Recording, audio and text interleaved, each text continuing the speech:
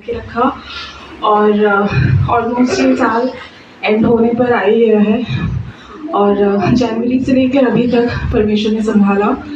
और इस साल शुरुआत में ही फरवरी के मंथ, शायद आप लोगों को याद होगा, मॉर्निंग वेगीज पास्टर आए थे और उनके द्वारा 2 दिन का प्रेयर मीटिंग हुआ था। तो सेकेंड डे में परमेश्वर के दास ने मेरे लिए प्रार्थना किया और मैंने पहले भी पास्टर जी और दीदी से शेयर किया था कि मैं जब प्रेयर करती हूँ तो मुझे बहुत डिस्टर्बेंस होती है, बहुत ज़्यादा। मतलब मैं फिर प्रेयर नहीं कर पाती हूँ, किसी पता नहीं क्यों, व्हाटएवर जो भी था। पास्टर ने उस दिन मेरे लिए प्रार्थना किया और उस दिन मुझे जो छुटकारा मिला वो मैंने अंदर से फील किया। और उन्होंने बाद में हमसे ये बोला कि आप दोनों हस्बैंड वाइफ दोनों इस विषय के लिए प्रार्थना करिए। और उस दिन के बाद से लेकर के जिस दिन मुझे छुटकारे का अनुभव हुआ, उसके बाद से अभी तक हमारी फैमिली प्रेयर में या मेरे पर्सनल प्रेयर में अभी तक ऐसा एक डिस्टर्बेंस मैंने अनुभव नहीं किया। और उसके अलावा पवित्र आत्मा के साथ अभिषेक के साथ प्रार्थना करने के लिए परमेश्वर ने सहायता मदद किया। कल भी मैं काफ़ी टाइम में प्रार्थना में थी और परमेश्वर ने वैसा एक चेंज मेरे जीवन में लाया। इसके लिए मैं परमेश्वर को बहुत बहुत धन्यवाद देती हूँ। उन्होंने एक बात मुझसे और हम दोनों से बोला कि अधिकार तो परमेश्वर सबको देता है, ऐसा नहीं है कि पास्टर्स को ही मतलब है। अधिकार के साथ किसी भी विषय के लिए हम प्रार्थना करते हैं तो उसका छुटकारा, उसका एक रिजल्ट हमें ज़रूर मिलता है। और इस साल मेरे जीवन में ऐसा एक अनुभव परमेश्वर ने दिया, इसके लिए मैं बहुत बहुत धन्यवाद देती हूँ। इस साल खास करके आप लोग मेरे लिए हमेशा प्रार्थना करते हैं हमारी फैमिली आगे बढ़ने के लिए, और उसका एक रिज़ल्ट हमें इस साल मिला ज़रूर, लेकिन किसी कारणवश वो सफल नहीं हो पाया। और मेरे वेडिंग एनिवर्सरी और बर्थडे के टाइम था, इतने सालों में ऐसा कभी हुआ नहीं। बचपन से मम्मी ने हमेशा ये सिखाया एटलीस्ट अपने बर्थडे और जो भी स्पेशल ओकेजन्स होते उसमें ज़रूर गवाही बोलना। लेकिन इस इतने सालों में पहली बार मैं खुद को उस टाइम पे मैं अपने अंदर से स्ट्रॉन्ग नहीं थी, मैं अब कुछ बोल नहीं पा सकती थी क्योंकि उसी दौरान ये सब हुआ। लेकिन मैं परमेश्वर का धन्यवाद देती हूँ, वो एक मेजर मेरे जीवन में बहुत बड़ा चेंज लाया। और तो स्टार्टिंग के 3 दिन मैं बिल्कुल चुप थी, मैं किसी से कुछ बात तक नहीं कर रही थी, मैं बहुत ज़्यादा मतलब डाउन हो गई थी क्योंकि एक वॉइस मेरे हमेशा से दूसरी साइड से हमेशा से आ रहा था, प्रेज तुमने जब स्पिरिचुअल लाइफ में इतना चेंजेस लाया और देखो तुम्हारा ये रिजल्ट है, तुमने जिस चीज़ के लिए इतना प्रार्थना किया, ये कॉन्स्टेंटली मेरे माइंड में आके मेरे को बहुत डिस्टर्ब कर रहा था। इसलिए मैं वो 3 दिन मैंने कुछ किया भी नहीं, मैं प्रार्थना कुछ नहीं, मेरे से कुछ हो ही नहीं पा रहा था।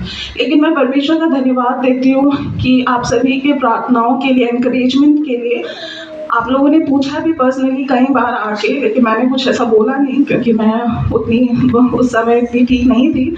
फिजिकली भी आप लोगों को पता है दिक्कत होती है, मेंटली भी मैं थोड़ी ठीक नहीं थी, लेकिन सब कुछ पता है इस वचन के द्वारा ही आज मैं खड़ी हूँ। मेरी लाइफ की बहुत एक पर्सनल चीज़ मैं आप लोगों से शेयर कर रही हूँ, इसीलिए क्योंकि आप लोग मेरे लिए दुआ करते हैं और आप लोग ये डिजर्व करते हैं जानना मेरे जीवन में क्या हो रहा है इस विषय के बारे में। आज मैं एक हिम्मत जुटा के आई हूँ ये पर्सनल मेरी एक बात बोलने के लिए। और मुझे पता है परमेश्वर एक टाइमलाइन दुनिया रखती है, इतने में ऐसा होना चाहिए, इतने में वैसा होना चाहिए, अब तक हो जाना चाहिए था, वगैरह वगैरह। मेरे माइंड में भी ये चीज़ें आती हैं, ऐसा नहीं है। लेकिन क्या है ना, परमेश्वर बहुत कुछ इसके पीछे सिखाना चाहता है, शायद मैं यही बिलीव करती हूँ।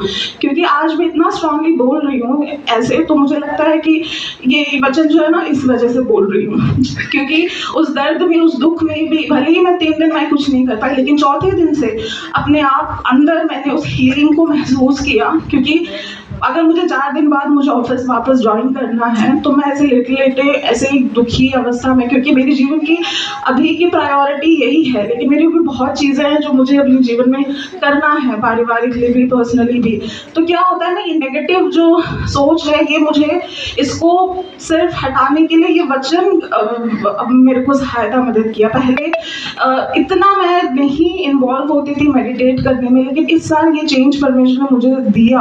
और अगर वो पेनफुल सिचुएशन के थ्रू है तो भी मैं परमेश्वर का धन्यवाद देती हूँ, क्योंकि ये नहीं होता तो आज मैं इतनी स्ट्रॉन्ग भी नहीं होती। सेकेंड बात ये है कि 17 को मैं यहाँ से वापस केरला जा रही हूँ, क्योंकि आप लोगों को शायद पता होगा विशाल की मेरे देवर की शादी फिक्स हो गई है। एंगेजमेंट 11 तारीख को थी, प्रभु की दया से सब कुछ बहुत अच्छे से हुआ और शादी 22 दिसंबर की है। और विशाल को भी पिछले साल मैंने करीब से जानने का मुझे मौका मिला, क्योंकि ये बात भी मैं बोलना चाहूँगी कि देखिए यूथ है, यूथ एक ऐसा एक टाइम होता है सबके जीवन में, रिलेशनशिप्स और ये सब कुछ होती है।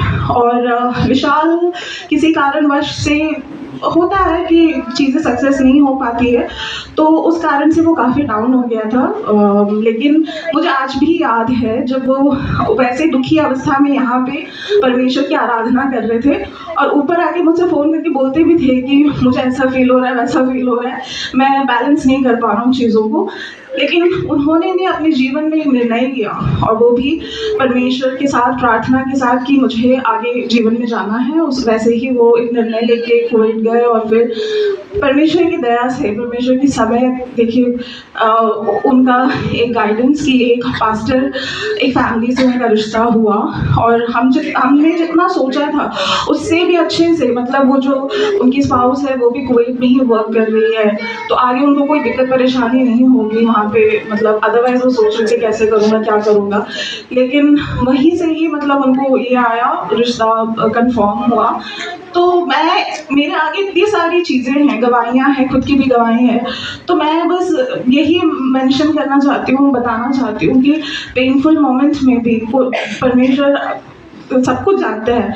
अगर ऐसा कुछ दिया है आपके जीवन में तो डेफिनेटली उसके पीछे एक बड़ी एक सीख और स्पिरिचुअली भी आगे बढ़ने का एक मौका समझकर उसे फेस करें, तो मुझे लगता है कि बहुत लाइफ में शांति मिलेगी, क्योंकि जितना शांति मुझे पिछले साल नहीं मिल रही थी उतना मैंने इस साल मैंने अनुभव किया है। और आप लोग प्रार्थना करिएगा, हमारा किसी का भी टिकट कंफर्म नहीं हुआ है, वापस आने का तो बिल्कुल भी नहीं हुआ है, तो ये सारा एंड मोमेंट की बात है। अगर 17 को मेरी टिकट कंफर्म हुई है, 18 को पटना से नहीं हुई क्योंकि मेरी मदर को भी लेके जाना है, तो अगर नहीं होगी तो मुझे अकेले वहाँ से जाना पड़ेगा फ्लाइट कुछ करके, तो ये सारा एंड मोमेंट का खेल है। और 26 को हमें वापस आना है, लेकिन उसका भी कोई कंफर्मेशन नहीं है।